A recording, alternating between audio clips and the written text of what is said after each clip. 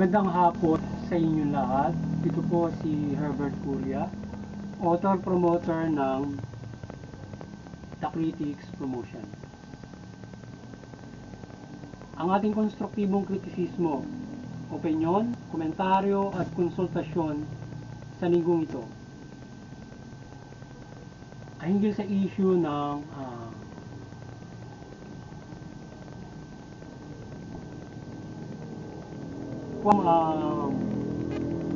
investigation suspect admit former President Duterte killings of Chinese drug lords in Davao Prison or Davao Colony. Ang ating boses at konstruktibong kritisismo, opinyon, komentaryo at konsultasyon sa linggong ito ay hinggil sa issue ng Quadcom investigation suspect admit former President Duterte ordered the killings of Chinese drug lord in Davao Prison. Sa ating nakalap na impormasyon sa pagbabalita ay ang latest investigation sa Kongreso ng Quadcom ay umamin ng suspect sa pagpatay sa tatlong Chinese drug lord sa Davao Penal Colony o prison. Sangkot ang tatlong PNP police colonel at inmate na siyang pumatay sa nasabing mga Chinese. So ito yung ating tanong yung topic mula doon sa investigation ng Quadcom hinggil doon sa PGK na nangyayari doon sa panahon ng drug war ng Pangulong Duterte. At ay investigasyon ay tila may pag-amin na pagpapahayag dito sa mga kernel na tila si Pangulong Duterte ang tinutukoy na siya nag-order ng killing. So, pinagluhan di umano ni Colonel Padilla ang tatang ni alias Tata na hitman dito ang pag-uusap nila ng dating Presidente Duterte at binati sila sa pagpatay sa nasabing mga Chinese drug lords. Narinig di umano ito ni alias Tata ni Colonel Padilla. So yun, bali yung alias Tata na inmate na siya pumatay dun sa kapwa niya inmates na tatlong drug lord na Chinese, narinig niya yung Colonel Padilla at ni President Duterte na tinawagan nito, kasama sila, pamunta sila dun sa parang investigation room yata yun, matapos niya mapatay yun. Binati yung kernel. So ngayon maliban yan ay may dalawa pang kernel pa ang sangkot sa na nakipag-usap sa kanya upang patayin ito na ng Chinese. So naliban doon sa pagbati na yun Pangulo Duterte, yung kernel Padilla kausap yung dalawang kernel pa na di umano siyang siya yung nakipag-usap para patayin itong yung tatlong Chinese. So ngayon ang The Critics Promotion sa People's Anti-Crime Promotion ay may sumusuporta sa mabuting pamamahala, patas ng sisya at karapatang katao. Sa issue ito ng di umano ay pag-amin ni PNP Colonel Padilla at mga hitman na ito ay utos di umano ni dating Pangulong Duterte.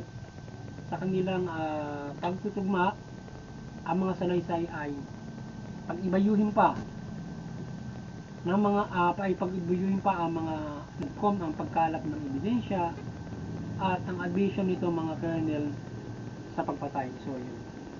So bali dito sa sinasabi na pagbabalita na doon sa Quadcom na yung pag-amin ni Colonel Padilla at ng hitman na di umano may nagkausap, binati si Colonel Padilla ni Pangulong Duterte ay pagbibiwa ng ating Quadcom yung kanilang investigation at paghahanap ng ebidensya sapagkat medyo mahina yung kaso kung ganun lang yung ebidensya nila na parang binati lang silang ganun. So wala nang nagsasabi doon na narinig niya inuutos ni Pangulong Duterte pa. Walang sinasabi yata yung sila na siya nag-utos na gawin yon. Ngayon, nasa pahayag nitong dalawang Colonel Garma at Colonel Tan ang siya magpapatotoo ng utos ni dating Pangulong Duterte. Yan, kung saan plano nitong patayin lamang ang tatlong is coordinating to Colonel Padilla. Subalit, dapat malaman kung inalam ni Colonel Padilla kung sino ang nag-utos at hindi ang basihan ay ang pag-coordinate lamang ni Pangulong Duterte sa kanya. So, yun. So, ang magpapatunay ay yung hindi pahayag ni Colonel Padilla, kundi nitong Garma at saka Dan na siyang nagsasabi kausap ni Padilla na gusto nilang patayin si Lieutenant Chinese. Sino doon sa dalawang kernel para patayin yung tatlong Chinese at makipag-coordinate siya dito sa Colonel Padilla makisan sa pagpatay na sinasabi. Ngayon, nagkakaroon na ng linaw ang investigation ng ating quantum at we hope mapatunayan na natin na katotohanan. So, paaminin nila yung dalawa, yung Colonel Garma at Tan, kung sino yung nag-uutos sa kanila para patayin yung Chinese. Para malaman kung Pangulong nga nag-uutos sa kanila para patayin yun. Kasi kung binati lang, hindi naman pag-uutos yun, pagbati yun. So ngayon, hindi nila pagbati, maaaring may ibang motibo. Diba? Kaya binati o ano man kanyang pagkaalam doon sa ganung klase ng pangyayari.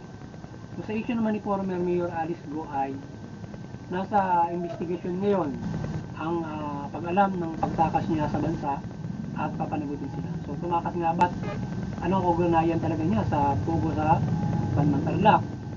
Kung ino-operate ng sindikato ang nasa Pogo, sa disguise ng korporasyon ay sinong foreign owner o incorporator ang papanagutin ng pamahalaan sa human trafficking at kung ano-anong krimen. Sino ba talaga yung counterpart niya na may-ari niyan at anong ugnayan niya dyan at dun sa Pogo mismo ni Alice Go, tumakas nga ba talaga siya?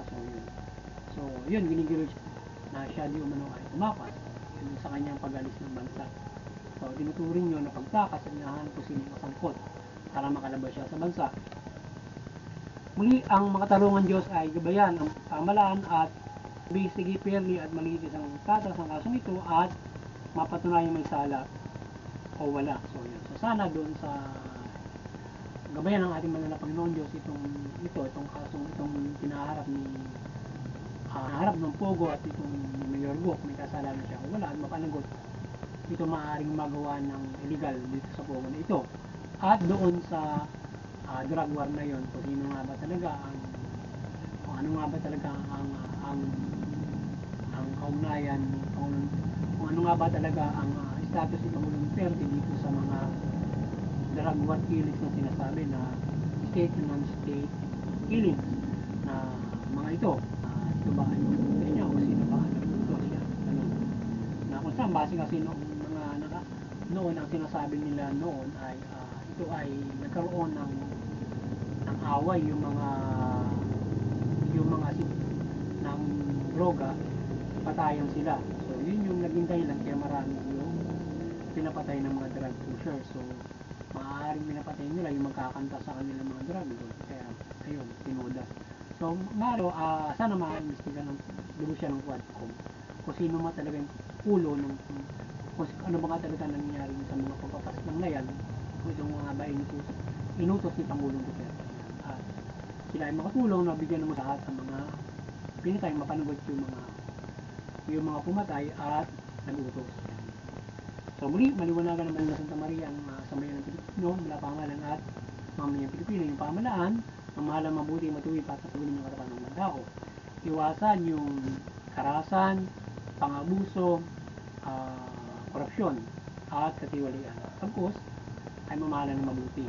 Yung mamamayan, iwasan yung paglabag sa pamahalaan at tumulong sa pagpapaunlad. Kung mayroon tayong karapatan para magdalo. Ngayon ay sa gayon ay iiral yung kapayapaan at kasaganaan at tayo ay higit ang makakapananampalataya sa Diyos ng matuwid at makapamumuhay tayo ng maayos. Magandang hapon sa inyo lahat. Sana napagsabos naman ang Tactics Promotions ng konstruktibong kritisismo, opinion, komentaryo at konsultasyon sa linggo. Magandang hapon sa inyo lahat. God bless you.